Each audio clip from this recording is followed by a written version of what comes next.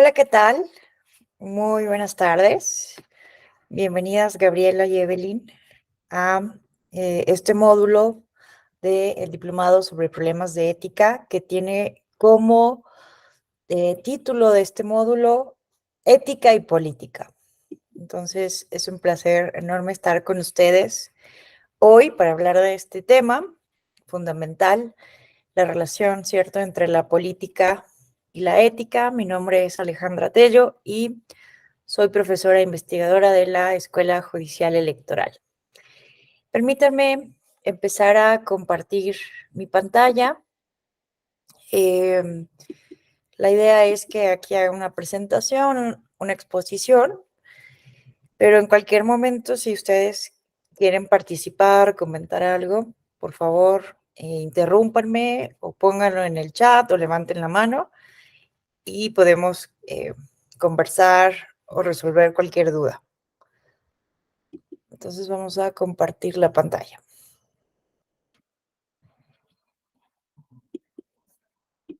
Bueno, entonces vamos a hablar sobre ética y política. ¿Puede existir una relación entre ética y política? Bueno, ustedes ya han estado, bueno, el día de ayer, ¿no?, que empezó este diplomado, ya hubo como una introducción a lo que es la ética, a esta convicción moral, a esta convicción personal de hacer las cosas, o también, ¿no?, es concebida como el estudio del bien, porque algo que es interesante en relación a la ética es que no hay una definición única, ¿no? Hay diferentes concepciones. Entonces, se ha entendido a la ética tanto como esa, esa convicción personal de hacer lo bueno de acuerdo a la persona, a las consideraciones que tenga esa persona sobre el bien, en contraposición a la moral, como esas ideas sobre el bien de la sociedad. Entonces, esa es una de las definiciones de ética. Ética como lo que viene del individuo hacia afuera y la moral como lo que viene de la sociedad hacia afuera. Pero lo cierto es que muchos autores también hablan indistintamente entre ética y moral y los utilizan como sinónimos. Y también hay quienes definen a la ética como el estudio justamente de la moral. Y la moral puede ser tanto individual como colectiva. Entonces depende del autor del que estemos hablando. Hoy nos vamos a referir justamente a la ética, sobre todo a esa convicción moral, a esa búsqueda de principios, a esa búsqueda de valores. Si puede existir justamente esa conexión, es una relación entre esa búsqueda por el bien, por los valores, por los principios, con la política, ¿no? Pero, ¿qué es la política? Creo que debemos de partir de ahí, porque justamente la política, nos decía Hannah Arendt, que es una pensadora política del siglo XX, una de las más importantes pensadoras políticas, que la política tiene un terrible prejuicio en su contra, ¿no? Cuando pensamos en política, inmediatamente no nos vienen a la cabeza imágenes negativas, nos vienen ideas relacionadas con la corrupción, ideas relacionadas con malas prácticas, con legisladores, legisladoras que no hacen su trabajo, que se la pasan durmiendo, que no van, que cobran dietas, que no legislan, que ven sus propios intereses. Pensamos en la clase política de una manera muy negativa, ¿no? Y no solamente es una percepción individual, sino que las encuestas de percepción, ¿no?, revelan que justamente, ¿no?, personajes como los legisladores se encuentran en el nivel más bajo de confianza, lo mismo que bueno, un poquito más arriba que los partidos políticos que están en el nivel más bajo. Entonces, en general, ¿no?, esto nos dice Hannah Arendt que tiene que ver con un prejuicio histórico acerca de la política. Pero justamente aquí les voy a plantear, ¿no?, un planteamiento en donde se concibe a la política de otra manera, una concepción justamente ética de la política que permite, evidentemente, conciliar la ética con la política. Pero para eso vamos a empezar a entender, no vamos a tratar de justamente dilucidar qué es la política. Y me gusta muchísimo utilizar siempre esta definición de, de Maurice Duverger en este texto de Introducción a la Política. Permítanme leer esta cita. Desde que los hombres reflexionan sobre la política, han oscilado entre dos interpretaciones diametralmente opuestas. Para unos, la política es esencialmente una lucha, una contienda que permite asegurar a los individuos y a los grupos que detentan el poder su dominación sobre la sociedad, al mismo tiempo que la adquisición de las ventajas que se desprenden de ello. Para otros, la política es un esfuerzo por hacer reinar el orden y la justicia, siendo la misión del poder asegurar el interés general y el bien común. Para los primeros, nos dice Duverger, la política sirve para mantener los privilegios de una minoría sobre la mayoría, y para los segundos, es un medio de realizar la integración de todos los individuos en la comunidad y de crear la ciudad perfecta de la que hablaba Aristóteles. Entonces, miren, esto es algo que debemos justamente poder identificar, que básicamente hay dos nociones diametralmente opuestas de la política que han oscilado históricamente desde que la humanidad se ha puesto a reflexionar, a pensar sobre los asuntos políticos. Siempre hacemos referencia, ¿no?, a Platón como el padre de la filosofía política, pero bueno, eso sería en el mundo occidental, porque desde el siglo séptimo antes de Cristo, pues ya veíamos otros pensadores políticos en China, ¿no? Por ejemplo, Confucio, y varios pensadores que justamente también tenían ideas muy interesantes en la política. Pero desde aquellos tiempos, ¿no? Justamente desde aquellos tiempos en que la humanidad ha pensado sobre la política, han coexistido estas dos visiones, ¿no? Una en donde básicamente la política es vista como una lucha por el poder, y otra donde justamente la política eh, es el espacio, es una práctica que justamente permite a los seres humanos organizarnos para conseguir el bien común, la armonía de una comunidad política, ¿no? Pero bueno, lo cierto es que en el plano filosófico no siempre han estado divididas estas dos concepciones de política, no siempre han estado separadas la política y la ética. Entonces, ¿cómo ocurre esto? ¿No? ¿Cómo ocurre esto en el pensamiento occidental? Bueno, primero vamos a hablar, ¿no?, justamente de Aristóteles. Aristóteles, por ejemplo, Norberto Bobbio nos dice, ¿no?, que básicamente hay una visión monista en torno a la ética y la política y una visión dualista. La visión monista justamente sostiene, ¿no?, que no debe de existir una separación entre la política y la ética, y básicamente, ¿no?, los antiguos griegos, sobre todo las ideas aristotélicas, van a sostener esta relación de perfecta unidad entre la política y la ética, ¿no? Básicamente por la idea del sum politikon de Aristóteles. Es lo que hoy decimos en el mundo contemporáneo como el animal político. Aunque ojo, porque justamente Aristóteles utilizaba, y las ideas, la epistemología de la época era usada de manera un tanto distinta, ¿no? Hoy como que entendemos, somos animales políticos, un poco pensando en cómo funcionan las hormigas, que se organizan de manera natural, ¿no? Las abejas, que hay una abeja reina, y de cierta manera vemos cierta organización, ¿no? Biológica, animal. Entonces así pensamos que también los seres humanos, al organizarnos en una sociedad, ya por eso de alguna manera somos animales políticos. Pero lo cierto es que la idea del Zoom politicón es un tanto distinta y yo invito a usarla con reserva, porque justamente esta idea indirectamente sirve para justificar la desigualdad entre los seres humanos. ¿Por qué?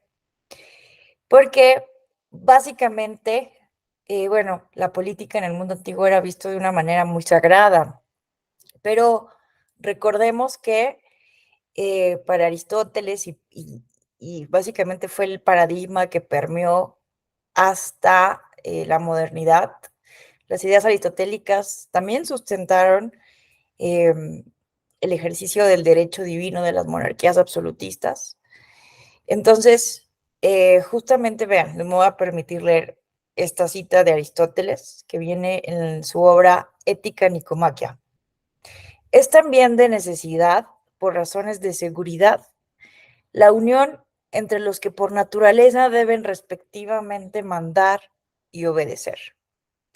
Quien por su inteligencia es capaz de previsión, es por naturaleza gobernante y por naturaleza señor, al paso que quien es capaz con su cuerpo de ejecutar aquellas providencias, es súbdito y esclavo por naturaleza, por lo cual el amo y el esclavo tienen el mismo interés. Y resulta también que quien por naturaleza y no por casos de fortuna carece de ciudad, está por debajo o por encima de lo que es el hombre. Es pues manifiesto que la ciudad es por naturaleza anterior al individuo, pues el individuo no puede por sí bastarse a sí mismo, deberá estar con el todo político en la misma relación que las otras partes lo están con su respectivo todo. El que sea incapaz de entrar en esta participación común o que a causa de su propia insuficiencia no necesite de ella, no es más parte de la ciudad. Vean esto, sino que es una bestia o es un dios. Entonces, básicamente, Aristóteles y en el mundo antiguo, mundo helénico, consideraban que el Estado existía por una cuestión de naturaleza. El Estado, la política, tenían un fin teleológico, es decir, que cumplía con un orden natural, ¿no? Con un orden, por eso se justificó gracias a Aristóteles, digamos, con estas ideas aristotélicas, se sirven para justificar la idea del derecho divino, ¿no? Porque para los griegos, el hecho de que alguien gobernara y alguien obedeciera no era cuestión de cuestionamiento, porque así era, por una cuestión de naturaleza. Vean, algunos nacían para mandar y otros para obedecer, ¿no? Justamente decía, quien por su inteligencia es capaz de previsión, es por naturaleza gobernante y naturaleza señor. O sea que solamente los inteligentes, de acuerdo con Aristóteles, podían ser o eran un político, ¿no? Por eso yo digo que hay que usarlo con cuidado, porque Aristóteles justamente consideraba que de acuerdo a las capacidades intelectuales o habilidades en la sociedad, podía ser o no un animal político. Y quienes, por las condiciones de su cuerpo, su fuerza, podían justamente ejecutar los trabajos del arado del campo, el cultivo de la tierra, el cuidado de los animales, eran por naturaleza esclavos, ¿no? Entonces, justamente lo que dice es que, eh, ¿cuál es la justificación teórica de la legitimidad del Estado para el mundo antiguo, para Aristóteles? La naturaleza, así es, simplemente por una cuestión de características corporales, inteligencias, y se acabó. Y vean, ¿no? Entonces decía Aristóteles que esta parte sí me gusta de Aristóteles porque dice que no había, esto es como para anotar, ¿no?, el carácter sagrado de la política. Para Aristóteles no había un lugar en que los seres humanos pudieran desarrollar sus capacidades más que en la ciudad del Estado. a través de la polis, de la política, ¿no? Y lo dice aquí, justamente, quienes vivían fuera de la polis o eran bestias o eran dioses. Entonces, ¿quiénes eran bestias? Pues las mujeres, los esclavos y los extranjeros, lo cual es sumamente paradójico, porque el mismo Aristóteles era de esta gira, no era ateniense. Pues bueno, entonces él nunca tuvo la ciudadanía ateniense, a pesar, ¿no? Justamente de entender, bueno, por las normas, ¿verdad?, de la ciudad-estado ateniense, pero es algo paradójico, ¿no? Y él mismo, pues, no podía formar parte de las asambleas atenienses.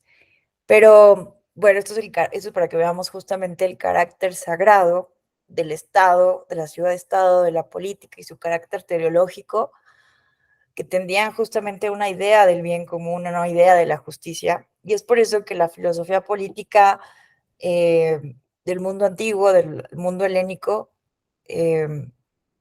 Platón, Aristóteles, Cicerón, Santo Tomás, ¿verdad?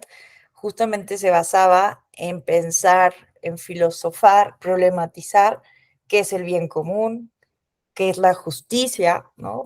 Platón tiene esta famosa obra, La República, en donde justamente a partir de diferentes diálogos se plantea el qué es la justicia, porque básicamente eso era el problema político, ¿no? Porque la política tendía justamente a eso, a la justicia, al bien común, y no se concebía una disociación entonces entre la política y la ética y la moral, porque no, la política tenía que servir justamente para el bien de la ciudad-estado. Sin embargo, este paradigma, podemos llamarlo paradigma o concepción epistemológica, se va a romper, va a entrar en una ruptura.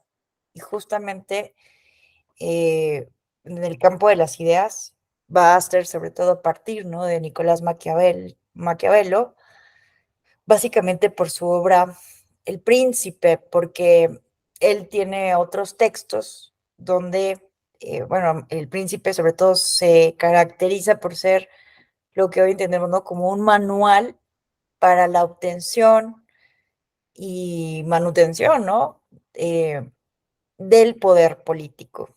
En El Príncipe, justamente, es una regla de cocina, consejos, ¿no? Un tutorial, básicamente, para quienes buscan desde una posición de monarca, gobernar con efectividad, ¿no? Entonces, las consideraciones justamente éticas y las consideraciones políticas están fuera de este príncipe. ¿Por qué dice Maquiavelo? ¿Qué dice Maquiavelo? A ver, no es cierto que para poder mandar, porque imagínense, ¿no? Justamente las ideas de la monarquía absolutista europea, pues se justificaron en esto, ¿no? ¿Por qué unas personas mandan y otras obedecen? Porque hay un monarca sentado ahí con todos los privilegios y todas las riquezas, y nosotros somos el pueblo, estamos hambrientos, padecemos de ciertas carencias, tenemos que obedecer a esas personas. Entonces se justificaba, ¿no?, en el derecho divino, porque así lo quiso Dios, porque nosotros tenemos una descendencia ancestral y bueno, hay una justificación natural divina. Pero ¿qué dice Maquiavelo? A ver, no es cierto. No se necesita ningún linaje, ningún derecho divino, ninguna naturaleza. Maquiavelo vino a demostrar un fenómeno específico, ¿no? Que se puede justamente gobernar sin legitimidad, simplemente con el uso de la fuerza, con el miedo, con otro tipo de estrategias, se puede justamente tener la efectividad del poder político cualquier monarca, cualquier príncipe. Entonces, evidentemente, Maquiavelo sí dice en otra obra que se llama Sobre la segunda década del gobierno de Tito Livio, él distingue, ¿no? Básicamente, Maquiavelo sostenía que había dos formas de Estado, los principados y las repúblicas. Y bueno, el principado, para sostenerse, pues necesita, entre otras cosas, ¿no? O de que se tema al príncipe o de que se le ame. Y cuando no se le puede amar, pues bueno, se le puede infundir miedo a la población. Pero sí creía que, por ejemplo, para el sostenimiento de las repúblicas eran necesarios ciertas virtudes, ciertos valores.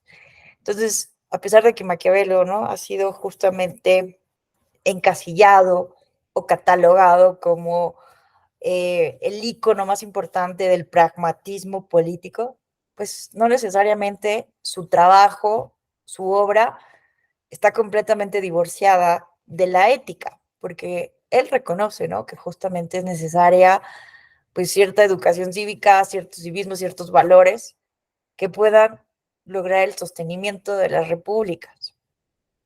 Sin embargo, evidentemente, tuvo mucho más influencia sobre el príncipe, porque hasta ese momento, pues nadie había escrito así tal cual, ¿no? Con esa, pues sí, con esa frivolidad, con esa, pues sí, sin miramientos morales, consejos para gobernar sin ninguna ética. Entonces Maquiavelo va a representar una ruptura importantísima para la modernidad, ¿no? Va a venir justamente esa separación, esa ruptura entre política y entre moral, ¿no? Ya después, y vean aquí, por ejemplo, lo que nos dice Wolfgang Kersting sobre Maquiavelo. Me va a permitir leer esta cita también.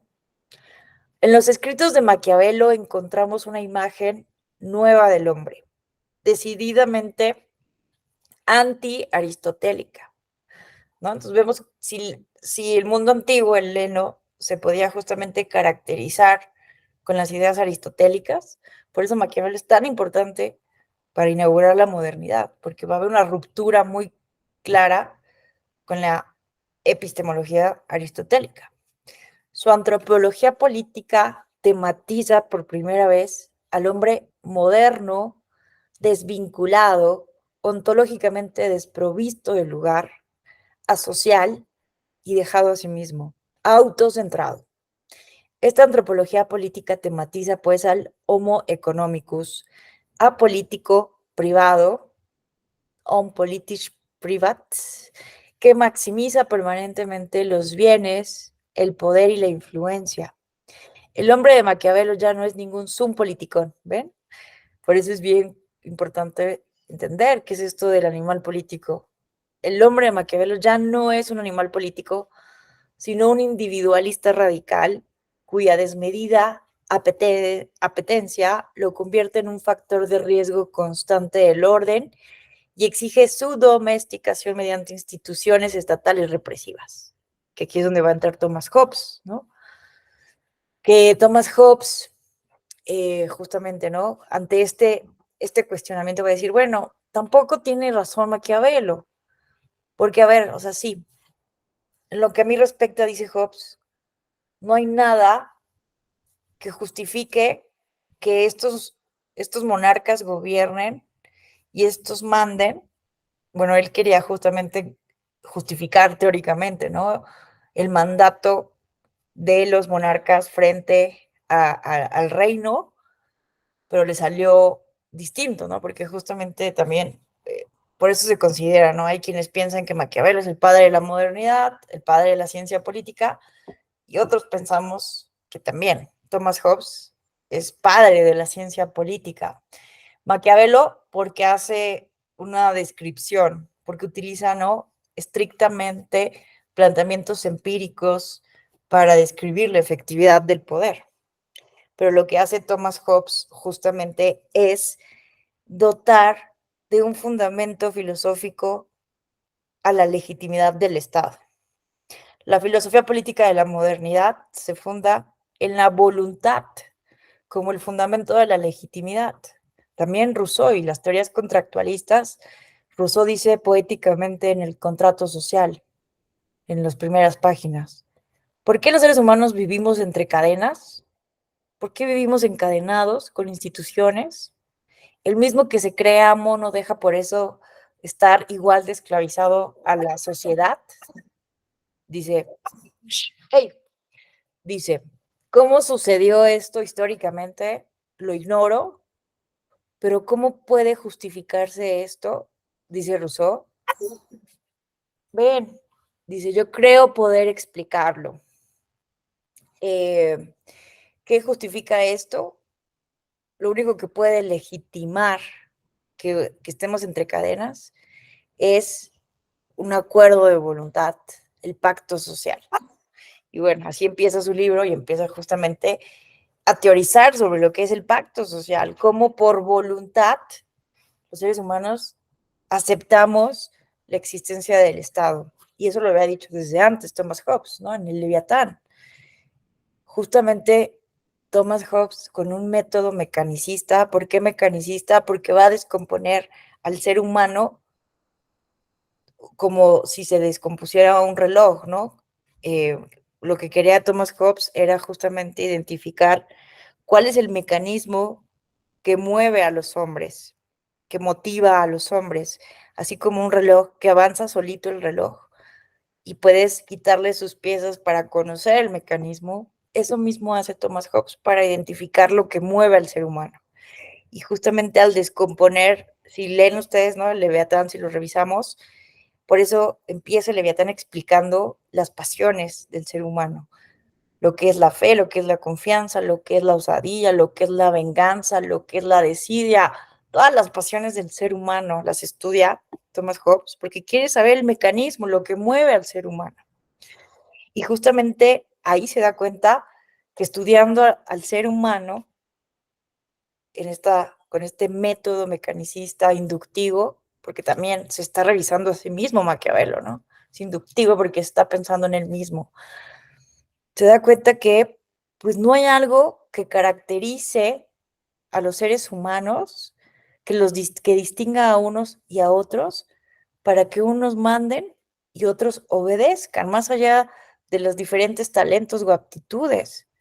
Entonces, ¡pum!, viene justamente un argumento racionalista en contra de este supuesto natural, esta justificación natural del sum politicón que había sustentado durante tanto tiempo, ¿no? La legitimidad de las monarquías absolutistas. Entonces va a ser súper contundente Thomas Hobbes y dice, pues no hay nada que lo pueda justificar, solamente que así lo quieran los seres humanos. El hecho de que hoy tengamos un presidente de la República nos parezca un buen gobierno o no el que ha hecho, está ahí porque así lo hemos querido, porque así votamos por él, porque así determinamos en nuestra constitución, ¿no? Que así va a ser nuestra separación de poderes, que el poder ejecutivo se elige así, fue la mayoría quien lo eligió, ¿no? Y así hemos ido por una cuestión de voluntad. Y es muy importante porque justamente, ¿no? Aristóteles, si recuerdan, decía que el Estado entonces es anterior al individuo.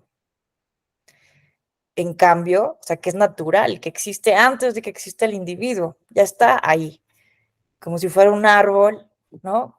Algo natural, el Estado ya existe. En cambio, Hobbes dice que no existe. Si para Aristóteles el Estado es natural, para Hobbes el Estado es artificial, es un artificio, es una construcción, una invención humana. Y porque justamente Maquiavelo ya había sembrado unas bases para justamente romper la política de la moral. Entonces, para Hobbes, para la modernidad, el individuo es anterior. Y ese cambio epistemológico es bien importante también para sustentar los derechos humanos, ¿no? Porque justamente va a venir después John Locke con el segundo tratado del gobierno civil a precisamente decirnos que si el Estado existe, también sustenta la teoría contractualista, con muchas diferencias entre Hobbes y Rousseau, pero John Locke también cree, ¿no?, que es una cuestión de voluntad. Y entonces dice John Locke, si el Estado existe también es por voluntad, pero justamente, ¿cuál es su finalidad? Precisamente proteger, nos dice John Locke, el derecho a la vida, el derecho a la libertad y el derecho a la propiedad privada. Entonces, vemos, ¿no? Este cambio epistemológico es fundamental para el desarrollo también de las primeras concepciones de los derechos humanos, de los derechos de primera generación, los derechos naturales, ¿no? Desde lo que también conocemos, ¿no? Como el justnaturalismo. Y entonces vemos, ¿no? De cierta manera, una justificación distinta del Estado. Pero lo cierto es que ya Maquiavelo había disociado, ¿no? Fuertemente la política de la ética. Entonces, básicamente, ¿no? ¿Qué podemos hacer? ¿Qué podemos hacer para volver, ¿no? A plantear, aquí está lo que les decía, ¿no? De Maquiavelo. Entonces, ¿qué podemos hacer justamente para replantear esta relación entre política y moral ante justamente esta propuesta pragmática? Porque es verdad, ¿no? Si nosotros observamos desde el punto de vista empírico la realidad política, pues es cierto, ¿no? Que lo que entendemos como política muchas veces funciona de esa manera, como una fuerza descarnada en búsqueda del poder político. ¿Qué tal, Evelyn? Te escuchamos. Buenas tardes, Buenas maestra. tardes. Gaby, buenas tardes. Yo quisiera aportar, no sé si lo que voy a decir esté dentro del enfoque, pero escuchando de lo que usted está comentando, quiero, ahora sí que traer a relucir de todo lo que usted ha dicho, lo que está sucediendo en la región de Tierra Caliente. Yo soy de Tierra Caliente, soy del puntito rojo, el más rojo de toda la República Mexicana, de ¿Qué es Ciudad Arcelia? Altamirano, Guerrero. De Altamirano. Altamirano, sí. Sí, sí, Entonces, siempre ha sido una situación muy difícil vivir en ese lugar. Cuando usted mezcla lo de los antecedentes de los autores, se me vienen a la mente muchos sucesos actuales, no voy a decir históricos, actuales, vividos el pasado puente del 1 de mayo, ¿no? Yo quería ir, ya no pude entrar al pueblo porque bloquearon las entradas. Yo sé que es un tema de seguridad, pero quiero comentarles todo lo que se da y que me llamó mucho a mí la atención. Cierran los transportistas y los 5 presidentes municipales de la región de Tierra Caliente, los puntos para entrar a Coyuca de Catalán, a Arcelia y la parte del Estado de México, y los presidentes municipales. Y ya nadie pudo entrar ni salir de la ciudad, de los 5 municipios. Entonces, ¿por qué? Porque la fiscalía, que es una autoridad, antes de que bloquearan, estaba recogiendo vehículos, estaban haciendo cateos a diferentes personas. Entonces, ¿qué decían los presidentes municipales? Es que la fiscalía está actuando de manera incorrecta, se está metiendo a los domicilios sin hacer investigaciones o sin nada, ¿no? Y se bloquea todo. A mí lo que me llama mucho la atención es que los presidentes municipales estaban solicitando una audiencia con la gobernadora del estado de Guerrero y hacían transmisiones en vivo de los bloqueos y todo, ¿no? Mi hermano es maestro de una secundaria y mi cuñada también, y comentan, nos están obligando a ir a los bloqueos. este, que todos los transportistas, los trabajadores de los hospitales regionales, los maestros, o sea, los de la SEP, que se fueran a los bloqueos. Entonces digo que toda la gente que vive ahí, pues tuvo que asistir a los bloqueos, porque son los que vivimos ahí, porque son los que convivimos y los que sabemos cómo está esa mini ciudad, o sea, toda la sociedad que vivimos en la región de Tierra Caliente, sabemos cómo está la situación. Lo que a mí me llama la atención, o sea, de todo eso, lo que estaba pasando, es que me toca ver la transmisión de vivo cuando ya dicen, ya, la gobernadora va a venir el día de mañana, vamos a platicar los 5 presidentes municipales con la gobernadora, porque vamos a llegar a un acuerdo con lo que está pasando en la región y se levanta el bloqueo, ¿no? Y diciendo esto, y mucha gente se le acerca al presidente municipal y le da abrazos, así como si fuera una festividad, ¿no? Lo que habían logrado. Entonces eso me llama mucho la atención, digo, ¿cómo es posible, o sea, la situación que se está viviendo y que ellos no deberían estar bloqueando entradas para poder tener un diálogo con la gobernadora y todavía hay gente alrededor que los está, pues felicitando por la acción, porque llegaron a un diálogo, ¿no? O sea, o lograron lo que querían. Me viene a la mente todo eso. Digo, que ¿cómo vivimos? ¿No? Creo que ahí nos toca a nosotros, desgraciadamente, ser bestias, o no sé cómo considerarnos a la ciudadanía, que nos ajustamos como borregos para poder vivir tranquilos dentro de la tranquilidad que se puede manejar en la región. Como la ética, por así decirlo, la ética, me llama la atención mucho los abrazos que reciben los presidentes municipales con, llegamos a un acuerdo, lo logramos, y digo, o sea, ¿por qué hacen eso, no? Quitándole las responsabilidades jurídicas y legales que vengan como represalias de esas acciones, ¿no? Y entonces, ¿qué es lo que hace la gobernadora? Va, pero en helicóptero a la zona militar y ya, llegaron a un diálogo, pero digo, todo es política, pero ya no es política. Ya no hay, pues ahora sí que un Estado de Derecho, no sé si decirlo legalidad, em, digamos que se va como partiendo, o más bien quitando a pedazos cada definición de cómo se vive en la región de Tierra Caliente. Y lo digo porque yo soy de ahí, yo soy de Ciudad Altamirano. Entonces, sabemos cómo es vivir en toda la región y todo el tema que usted comenta sobre política, sobre ética, sobre cuál era el otro término que estábamos manejando, decimos, Moral. pues vivimos con miedo, ¿no? Pero vivimos dentro de una república, porque ya no es una monarquía, pero vivimos o sobrevivimos, Claro. sobrellevamos una situación donde obviamente elegimos a nuestros candidatos, donde ellos se supone que deben dar la seguridad a la ciudadanía, todo eso. Pero entonces nuestro momento histórico en el que estamos viviendo, pues deja mucho de qué hablar de todo lo que es históricamente para llegar al presente, y ese es nuestro presente. O sea, un presente muy, muy feo. Claro. Eso es Sí, todo. me parece sumamente, gracias, Evelyn.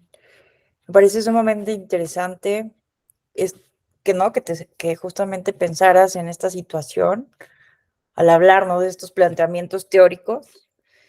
Y sí, yo no, evidentemente yo no soy de Tierra Caliente, pero conozco un poco Arcelia y sí entiendo, ¿no? La situación de miedo que se vive ahí, ¿no? La verdad es que yo no había sentido nunca miedo tanto en el país como cuando visité Arcelia. Entonces, sí, un poco entiendo, ¿no? No puedo decir que mucho porque no soy de allá.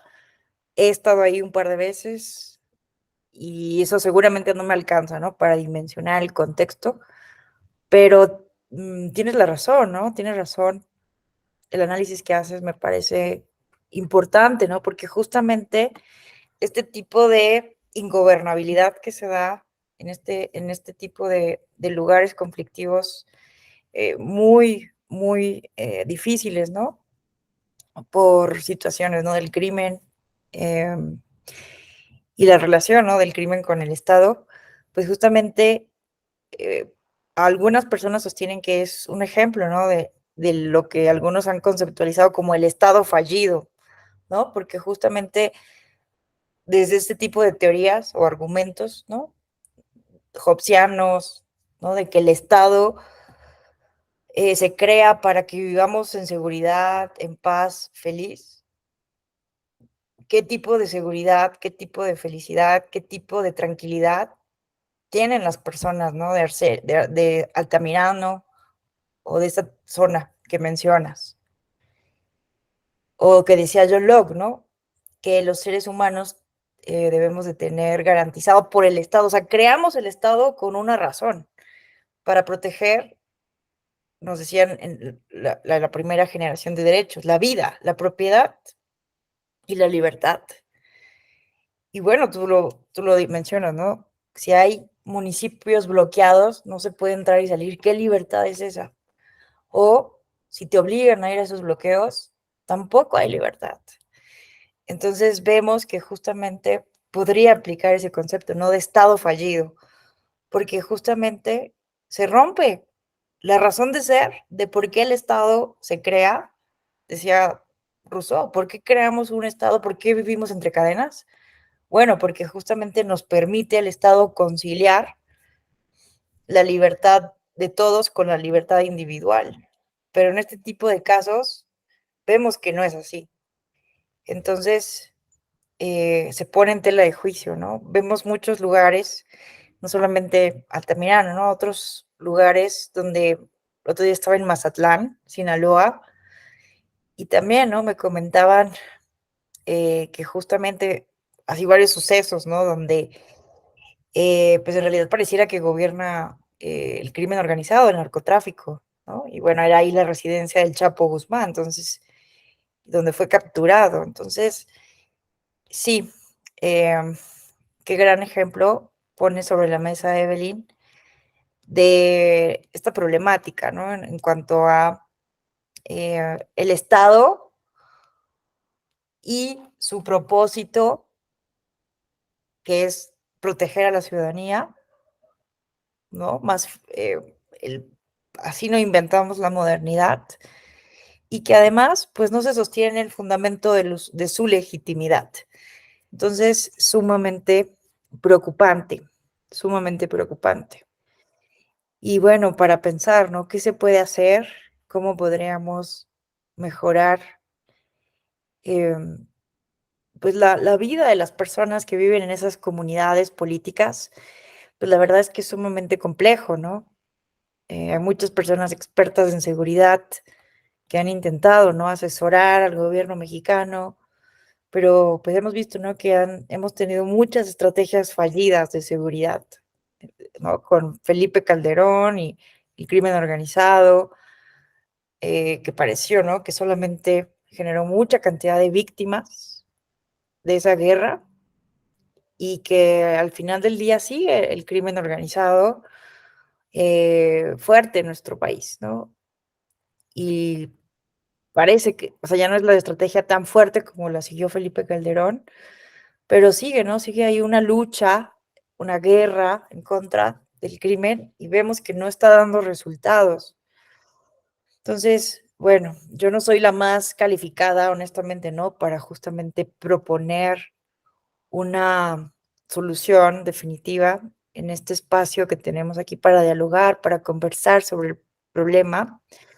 Pero justamente me parece, ¿no? Que lo que hemos venido desarrollando es justamente a partir del diseño de políticas públicas, justamente sería la manera, ¿no? En que podría justamente empezar a modificarse, pero una concepción real de política pública, porque lo que hemos visto históricamente son políticas gubernamentales. ¿Cuál es la diferencia entre una política pública y una política gubernamental? La teoría de las políticas públicas nos dice, ¿no? Que una política gubernamental es aquella que se hace de arriba hacia abajo, donde hay personas, son las políticas, las decisiones que se imponen por los gobernantes para resolver los problemas. Pero ¿qué es una política pública? Es una visión más democrática que incluye justamente la visión de todas las personas que están siendo afectadas por los problemas públicos. Entonces, justamente para solucionar problemas de seguridad tan fuertes, no necesitamos exclusivamente la visión, ¿no? De expertos de seguridad de las mejores universidades del mundo, sino justamente escuchar a personas como tú que viven esos problemas día a día, que saben quiénes son las personas, que saben cuáles son las dificultades que se viven y que podrían, en conjunto con los expertos en política de seguridad, diseñar escenarios para mejorar esto. Pero evidentemente es algo sumamente complejo. Y la verdad aquí honestamente yo creo que no se va a terminar esto hasta que no se reconozca en algún momento, se legalice, tal vez, este, es que es muy complejo, ¿no? Y ahora con el tema del fentanilo, híjole, está sumamente difícil lo que estamos viviendo. Pero me parece que hasta que cambiemos el enfoque persecutorio de las drogas, esta prohibición, creo que no vamos a salir de ese hoyo, honestamente. Pero bueno, agradezco que hayas puesto este tema. Definitivamente no es algo sencillo, pero creo que nos puede ayudar, ¿no? Justamente a la reflexión y a dimensionar, entonces, a recordar el fin del Estado, ¿no? El fin del Estado y de dónde surge su legitimidad.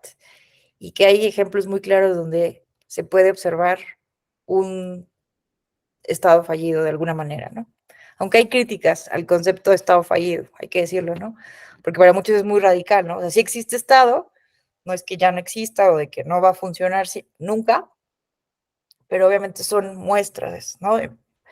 De que no está cumpliendo con estos propósitos, de por qué fue creado el Estado en un primer momento. No sé si quisieras comentar algo más o Gaby, ¿no? No, realmente me he percatado que pues efectivamente no hay lugares o zonas que por su geografía son las predilectas por el crimen, ¿no? Y que la violencia y la delincuencia superó al Estado realmente, lo superó en, bueno, donde ha habido gente que emigra de sus lugares por su integridad, ¿no? Porque el Estado se vio rebasado, ¿no? Como comentaba, el Estado fallido. Entonces, sí es algo muy complicado y pues ahorita todo lo que nos comentaba en clase, pues yo lo primero que me vino fue el libro del Señor de las Moscas, donde pues se suscita una situación donde como no hay quien gobierne, no hay adultos, pues se da una situación de separación, ¿no? De unas ideas de unos, unas ideas de otros, y pues al final, como no ven por el bienestar, sino ahora sí que por, ay, no ven por la integridad de todos, sino ver quién puede ganar a quién, pues se dan situaciones que van comprometiéndolos, ¿no? Entonces siento que a lo mejor, pues desde antes, decir que no estás en mi grupo es decir, pues tú eres una bestia, ¿no? Como decía Aristóteles, ¿son bestias o son dioses? Pero pues aquí se da que si no, tú no estás en una idea, en una ideología, pues entonces serás visto como lo contrario, la oposición, ya, ¿no? Sin razonamiento, eres una bestia. Claro. Entonces, siento que sería una situación del por qué hay alguien que sí tenga que dirigir y otros que tengan que obedecer, ¿no? Porque la sociedad así trabaja. O sea, a lo mejor no es que todos podemos ser líderes, ¿no? Pero no se llegaría a un estado donde hubiera tal vez democracia, libertades, bueno, en lo que cabe, ¿no? Y pues sería más complejo si todos quisiéramos ser líderes. Es por eso que podría haber un líder y los demás tendrían que obedecer, pero sería una convivencia para que todos pudieran estar pues en el eslabón que por así tocaría, ¿no? Es el comentario. Gracias, Gaby. Qué interesante, ¿no? Este libro del Señor de las Moscas, yo no lo leí honestamente, pero vi la película. No sé si has visto la película, está fuertísima, ¿no? Te quedas con un sentimiento de, ¿no? De qué horror, ¿no? Porque eso, no sé si en el libro es igual, pero eran unos niños, ¿no? En una isla, que se quedan solos, ¿no? Y justamente, pues es un gran ejemplo, ¿no? O una situación de ingobernabilidad como en Altamirano, o sea, creo que son buenos ejemplos de cómo cuando no hay Estado de Derecho que se cumple efectivamente, no hay leyes, no hay normas, no hay un acuerdo, no hay diálogo, pues todos van a actuar.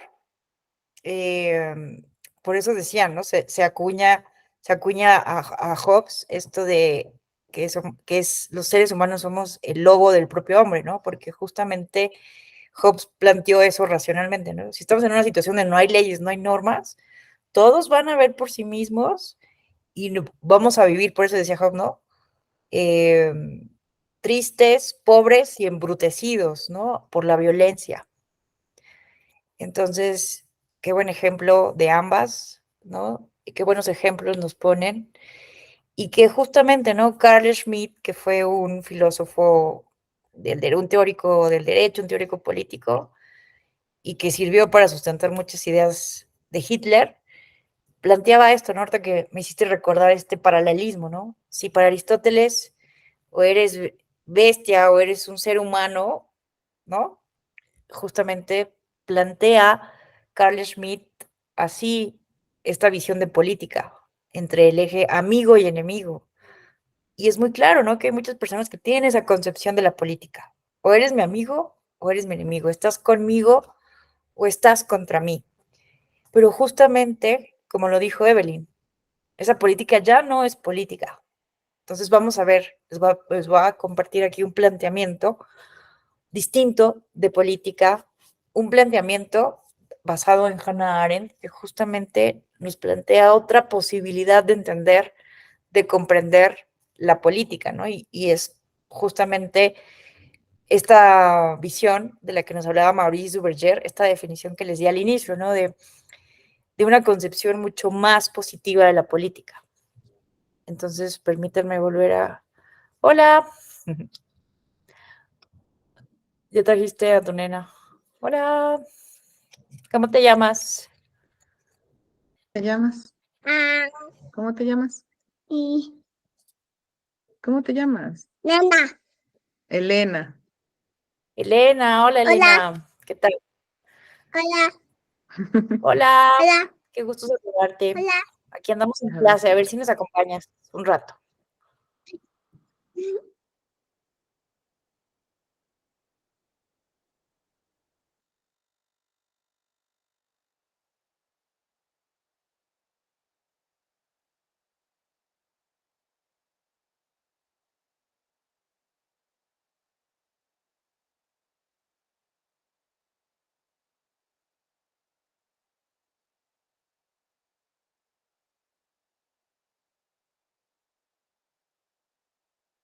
el micrófono, no la escucho, no sé si es a mi lab o su micrófono, maestra.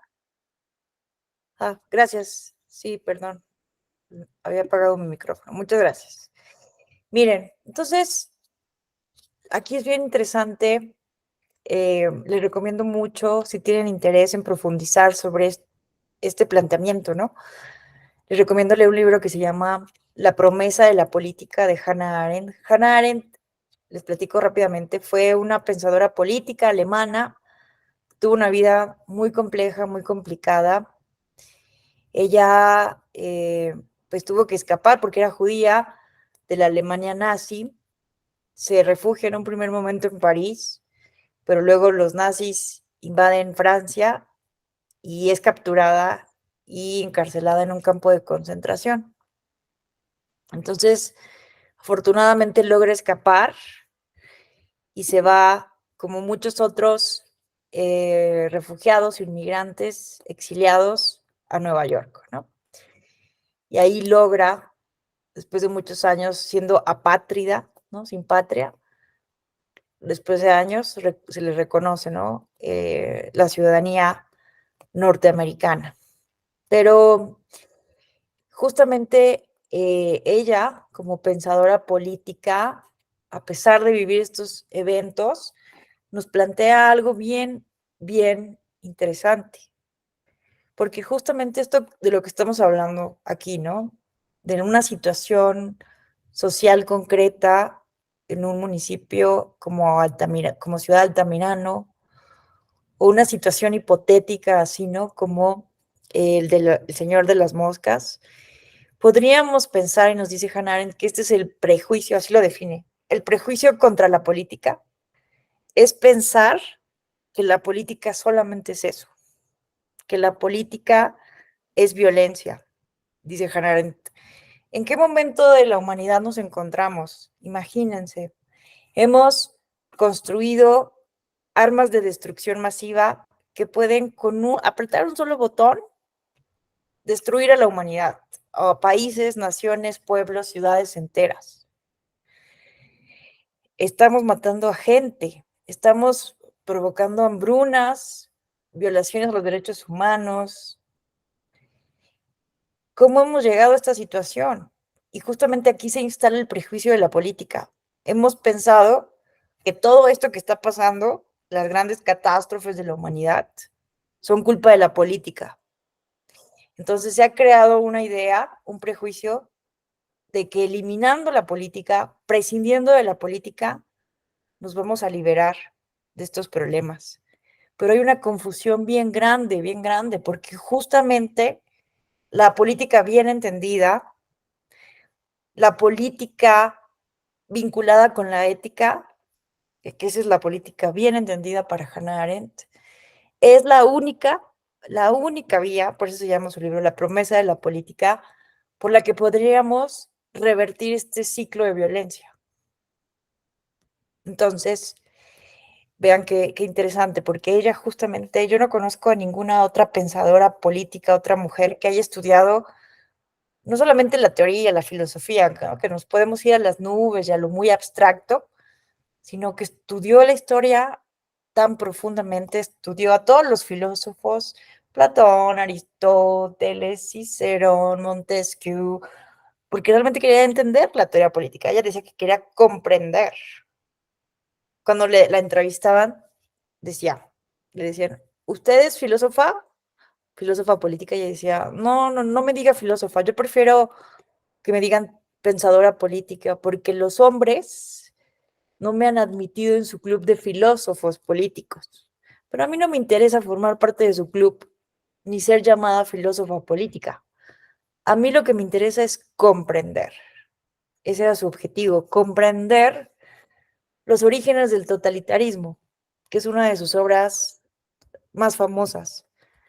¿Por qué el ser humano llegó a instalar un régimen tan tenebroso, tan oscuro como el nazismo? ¿Cómo llegó a instalarse el estalinismo, el fascismo?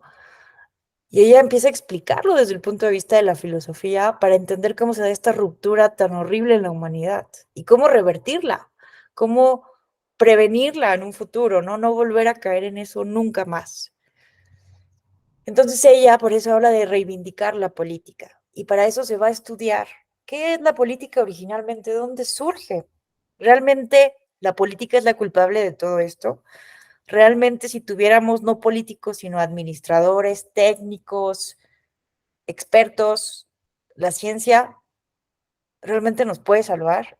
Ella se da cuenta de que no, que es un mito, el mito de la tecnocracia, ¿no? Justamente es esto, ¿no? Que hemos creído que expertos de las mejores universidades van a resolver los problemas tan complejos de municipios, ¿no? Como Altamirano, por poner el ejemplo, aquí que hemos comentado, y es una mentira enorme, porque el técnico no conoce el contexto, no conoce realmente eso. Entonces, ¿qué se necesita? Auténtica política.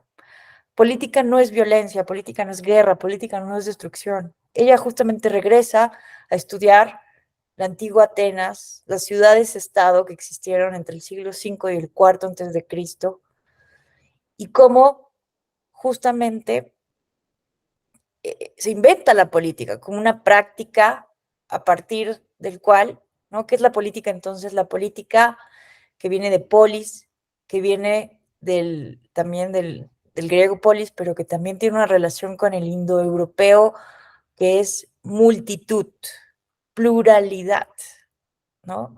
La política es pluralidad, la política es multitud. Entonces, Hannah Arendt se da cuenta que eso era la política para el mundo antiguo. Es decir, decía Hannah Arendt, aprender a vivir los unos con los otros, aún siendo diversos. Es dialogar aún en el caos absoluto de las diferencias. Eso para ella era la política, y eso era para el mundo antiguo la política. Y justamente los avances que se han dado en la historia de la humanidad son gracias a la política, pero tenemos una concepción completamente torcida de ella, porque es un prejuicio que está bien instalado. Entonces, ¿qué implica la política? Implica que las personas que tenemos una gran cantidad de diferencias y desigualdades en el mundo real, en el mundo individual, en el mundo privado, construyamos un espacio público en el que podamos ir, y ahora sí, en condiciones de igualdad, abandonar las grandes diferencias que nos apartan en la vida privada, ir en esos espacios públicos con mis iguales a dialogar, a persuadir. La política es eso, negociar, persuadir, hablar, pero con palabra. Porque cuando no hay diálogo, cuando no hay negociación, cuando no hay disposición, voluntad de ser persuadido por mi igual, cuando pensamos que el otro o la otra no te puede enseñar nada, no te puede decir nada, cuando tú estás seguro, segura de tus ideas y no escuchas, estás renunciando completamente a la política. Te estás volviendo apolítico. Si tú crees que solamente vas a decidir tú solito porque tú eres el sabio y no escuchas a nadie más, eso ya no es política, eso se llama imposición, imponer la voluntad. En cambio, la auténtica política implica no imponer, escuchar al otro. Tal vez tal vez yo esté segura de que mi idea es la mejor, pero no la puedo imponer. Necesito convencerlos, justificarlos y tal vez persuadirlos. Y si no lo consigo, tal vez los otros me persuadan. Pero al final de eso se trata la política. Entonces, por eso Hannah Arendt creía que la única manera en que podemos liberarnos de la violencia es fortaleciendo el espacio público, fortaleciendo esos espacios donde se puede permitir el diálogo, donde se puede permitir la disidencia, la tolerancia a otras ideas, donde se puede justamente pensar de manera colectiva. Evidentemente esto suena muy idealista, pero es lo único que nos puede salvar justamente de la violencia, de la imposición, de las guerras, porque de otra manera, ¿no? Pues va justamente a permear eh, este, la otra visión de política de la cual nos hablaba justamente Maurice Duverger, ¿no? Entonces vean qué interesante. Es otra concepción y otro entendimiento, y que justamente vuelve a unir la política con la ética. Max Weber fue un sociólogo alemán que también es conocido justamente por, es siempre usado, ¿no? Cuando se habla de la ética del servidor público, pero también nos recuerda a Max Weber como sociólogo, como observador de las burocracias, sobre todo su objeto de estudio fueron las burocracias del Estado, en este famoso libro Economía y Sociedad, y él decía, ¿no? Que tiene un libro que se llama La política como vocación, el político y el científico, y él distingue, ¿no? Hay personas que viven para la política y hay personas que viven de la política. ¿Cuál es la diferencia? Quienes viven de la política se aprovechan de la política, roban de lo público, toman dinero, toman las influencias, pero no por el bien común, sino por el bien personal o del grupo, de la facción. Pero hay también personas que viven para la política, y eso es la auténtica vocación. Max Weber nos recuerda que la vocación viene del latín advocare, que es un llamado. Entonces, hay personas que están en los estados, hay políticos profesionales, políticas profesionales, que justamente están ahí por vocación, y que gracias a esas personas es que se sostienen las burocracias, a los servidores públicos que son éticos, que viven para la política. Entonces, generalmente tenemos la idea, ¿no? del político que vive de la política, pero también hay personas que están trabajando día a día en sus comunidades, en el gobierno estatal, municipal, federal, a pesar de otras personas que viven de saquear el Estado, lo público y la política y de renunciar a los valores morales, un poco siguiendo la lógica maquiavélica, pero hay quienes siguen un ideal todavía republicano, un ideal de valores, y ahí están. Y si hoy en día todavía hay instituciones, hay servicios públicos, aunque evidentemente muchas veces la calidad de todos estos servicios públicos, podemos hacer muchas críticas, pero al final del día, si no se ha caído el Estado mexicano, si ahí se están tambaleando, pero aún están ahí los gobiernos estatales, municipales, es porque a pesar de los escándalos, a pesar de todo esto, hay personas que están viviendo para la política. No los vemos porque no son protagonistas, porque los medios pues no van a poner historias aburridas de personas que cumplen la ley, pero sí hay, sí las hay. Y eso necesitamos justamente reivindicar que es posible hacer bien las cosas, mostrando que hay ejemplos donde se hacen bien las cosas, que hay gente interesada, como ustedes dos simplemente, ¿no? Dos mujeres, que también nos han dicho históricamente a las mujeres que no podemos participar en política, que nosotras no somos animales políticos, ¿no? Que nosotras, decía Aristóteles, nacimos para ser, para cuidar a los niños, para alimentar a los esposos, y ya, y se acabó, porque somos muy sentimentales según este prejuicio, muy sensibles, y no podríamos gobernar. Pero justamente, ¿no? Aquí estamos demostrando que eso es un prejuicio y que ustedes pudieran bien estar haciendo otras cosas. Solamente están dos personas conectadas en este diplomado y están demostrando que hay un deseo de vivir para lo público, no de lo público, que quieren capacitarse, que quieren seguir avanzando, que quieren certificar sus conocimientos, que hay una curiosidad, una sed de hacer mejor las cosas.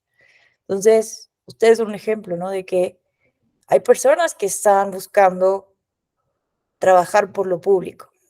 Entonces, eso es lo que tenemos que reivindicar, aunque a veces estemos solas, solos, o nos sintamos que no estamos haciendo una diferencia, realmente le estamos haciendo, ¿no? Pero es algo que justamente tenemos que no olvidar, porque obviamente tenemos un bombardeo mediático todo el tiempo de lo malo que sí ocurre, que es verdad, pero que no es lo único, ¿no? Y a veces eso nos quita el optimismo, nos descorazona, nos quita esperanzas, pero necesitamos recordar que es una parte y que hay otras concepciones de la política, otras concepciones de lo público y que justamente es posible, ¿no? También aquí quiero compartir otra obra que recomiendo mucho. Luis Villoro fue un filósofo político mexicano, de aquí de la UNAM, de la Facultad de Filosofía y Letras. Tiene una obra interesante que se llama El poder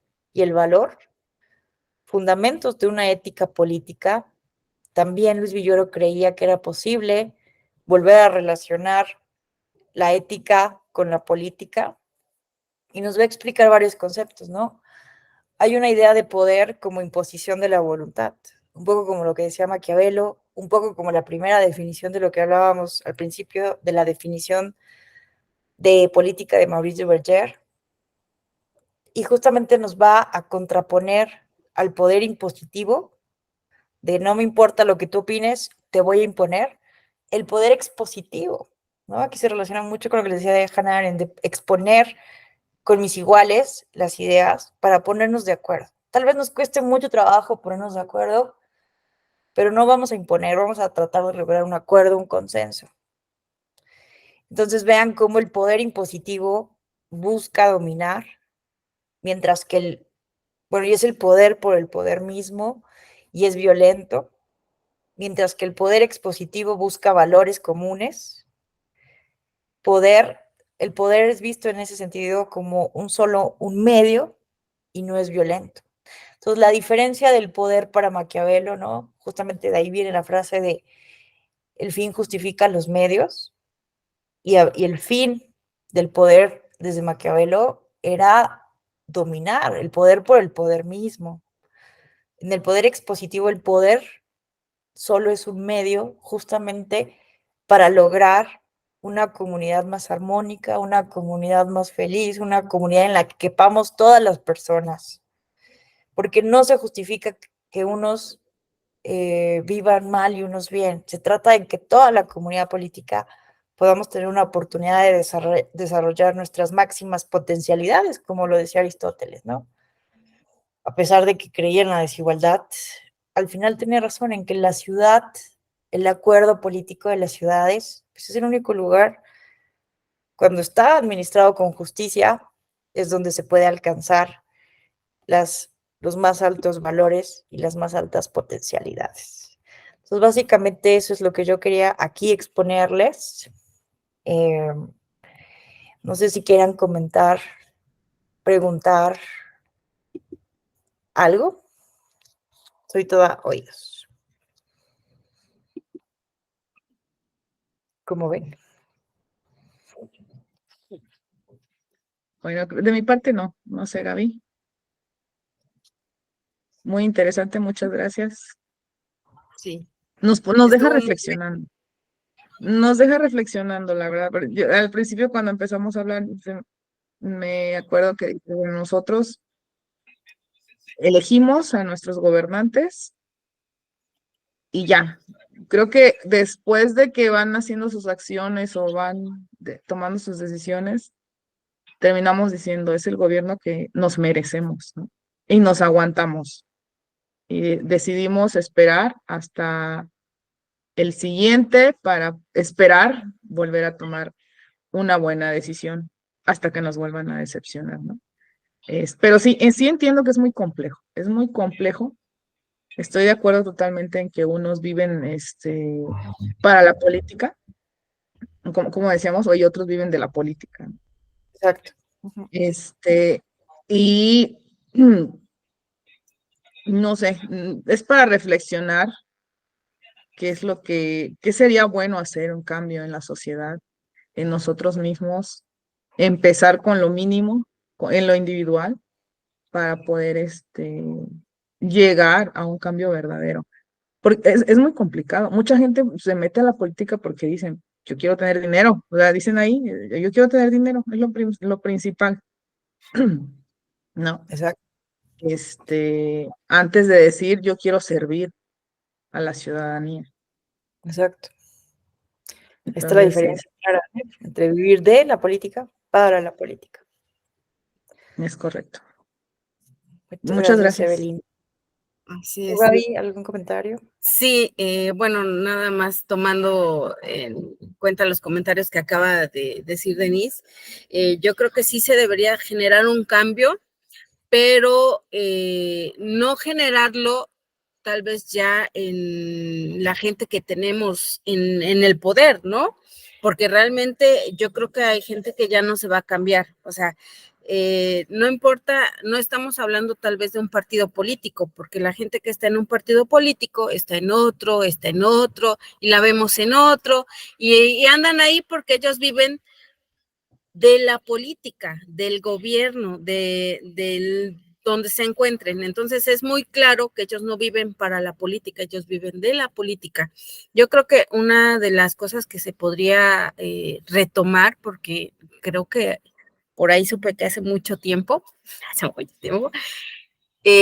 daban ética, la clase de ética, y yo creo que sería que esa clase se diera en las primarias, desde kinder, que sepan los niños qué es ética, el civismo, para que precisamente ellos crezcan con una idea de servir a su país, no de vivir de lo que le dé su país, sin importarles sobre quién pasen, ¿no? Desde un trabajo de equipo de escuela, desde ahí empezar con sus valores, ¿no? Con precisamente ética, bajarlo a un nivel más personal, a lo mejor en cuestiones de escuela, para que cuando ellos ya se encuentren en un trabajo o lo que tengan, pues bueno, la tengan presente, ¿no? A lo mejor hay ocasiones en que, híjoles, no sé cómo decirlo, ¿no? Pero la delincuencia comentaba a lo mejor que la delincuencia ya rebasó al gobierno porque, por ejemplo, a lo mejor yo puedo tener toda la ética del mundo, pero si llega una, no sé, pongámosle nombre, ¿no? Llega un cártel y me diga, oye, haces esto porque lo haces, pues lo tienes que hacer aunque tengas ética, ¿no? O sea, ya es tu supervivencia. Entonces, yo creo que ahí en esas situaciones se tendría que, no sé, a lo mejor algún tipo de, no sé cómo decirlo, algún tipo de propuesta para que pues estas situaciones de corrupción no se lleguen a dar en otros ámbitos, ¿no? Porque tanto pasa como en un estatal, municipal, federal, en donde sea se da el tipo de corrupción, porque aunque a lo mejor el servidor no lo quiera hacer, pues se ve obligado por las circunstancias, ¿no?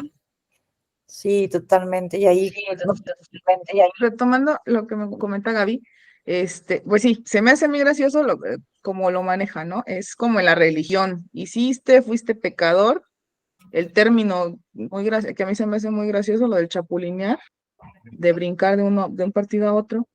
Es como la religión, ¿no? Ya fuiste un pecador, pero bienvenido, hermano, estás santificado y borrón y cuenta nueva, ¿no?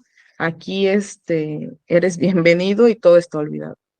Hay un libro, no sé si lo han leído, que se llama Divergente. No. En este libro hacen un experimento social donde clasifican a la sociedad en facciones. En ese libro están los eruditos, que son los inteligentes, los osados, que es como la seguridad de las regiones, de las facciones, los, ¿cómo les dicen? Abnegados, que son los que se encargan de la administración y del gobierno. Y hay otra, no me acuerdo que eran 4 facciones. Entonces, aquí los abnegados son los que viven de manera humilde en su sector, los que se encargan del gobierno, de la administración, viven para servir.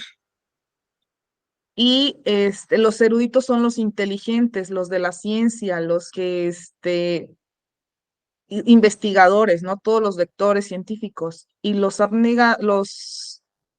me acuerdo, los de seguridad, no me acuerdo, osados, la facción de osadía, son los encargados de la seguridad y del control, digamos la policía de las facciones. Empieza el conflicto en esta situación porque los inteligentes, pues son muy inteligentes y quieren tener el control de la administración, ¿no? Entonces, lo que hacen, hacen alianza con los de seguridad, porque son los que tienen las armas, para poder derrocar a las demás facciones. Al final del libro, bueno, son 3 libros, va pasando a la siguiente etapa y se dan cuenta que todas esas facciones son un experimento del mundo real. ¿Por qué? Porque como el mundo real está en guerra, son el experimento de saber qué es lo que pasa con la sociedad. Si les decimos, tú eres así, eres el que vas a servir a la gente y vas a ser abnegado. Tú te vas a encargar de la seguridad y vas a proteger. Ustedes se dedican a la investigación, pretendiendo que la gente, o sea, aprenda a vivir así con lo que se les asignó. Pero después se hace la revolución y todos aquellos que eran desechados de las facciones también entran en la revolución y toman el poder. Entonces, y cuando se dan cuenta que todos son un experimento de la sociedad, pues empieza ahora sí a ver los de las facciones, pues a atacar como al gobierno del mundo real. Está muy bueno, son 3 libros. El primero es Divergente. No me acuerdo cómo se llama la autora, la verdad. Y interesante. viene ahí que dice, ¿termina realmente la sociedad? O sea, así, como tal. en elecciones, buscando el ser república, buscando una persona electa para poder tener el control y su consejo, que viene siendo el Congreso de la Unión, en lo mismo. ¿Sí me explico? Y se supone que era un experimento para saber clasificar a las personas. Está muy interesante y ahorita me vino a la mente el libro, tiene varios añitos que lo leí, y dice, pues terminamos en lo mismo, ¿no? En guerra. Pero ahora en guerra ya la tenían y ahora con los de las facciones que estaban de experimento. Está genial, la verdad lo recomiendo. Wow, sí, la verdad es que sí llamó poderosamente mi atención, lo voy a comprar porque pues justamente no es pensar y de manera hipotética si esto tiene solución o no. Muchas gracias por la recomendación, Evelyn. Gracias, Gaby, también por tus reflexiones, que me parece importantísimo lo que dices, ¿no? La educación cívica desde la niñez, porque tal vez, como dices, ¿no? A lo mejor ya, como dicen que ya árbol que crece torcido jamás se endereza. Muy difícil, ¿no? Cambiar los valores, actitudes de las personas adultas. Sí es posible, pero es muy difícil. Entonces creo que sí hay que cuidar mucho, poner mucha atención en las niñas, en los niños, en los adolescentes, porque ellos pueden, ¿no? Justamente aprender otros valores, otras concepciones a las que nosotros tuvimos. Entonces eso me parece fundamental. Muchas gracias, Gaby, porque creo que es una reflexión que nos faltaba. Y bueno, también con la recomendación espléndida de Evelyn, creo que podemos despedir ya este módulo.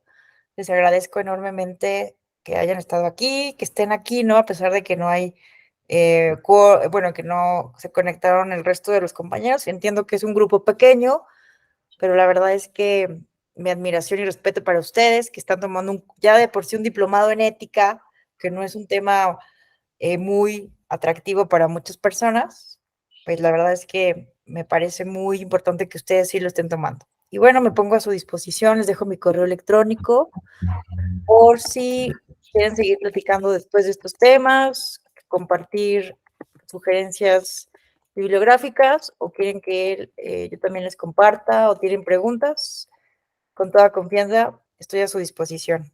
Un gusto conocerles y espero verlas en otras actividades académicas de la Escuela Judicial Electoral. Gracias. Bonita noche. Bonita noche, gracias a ustedes. Gracias, hasta luego. Bye bye.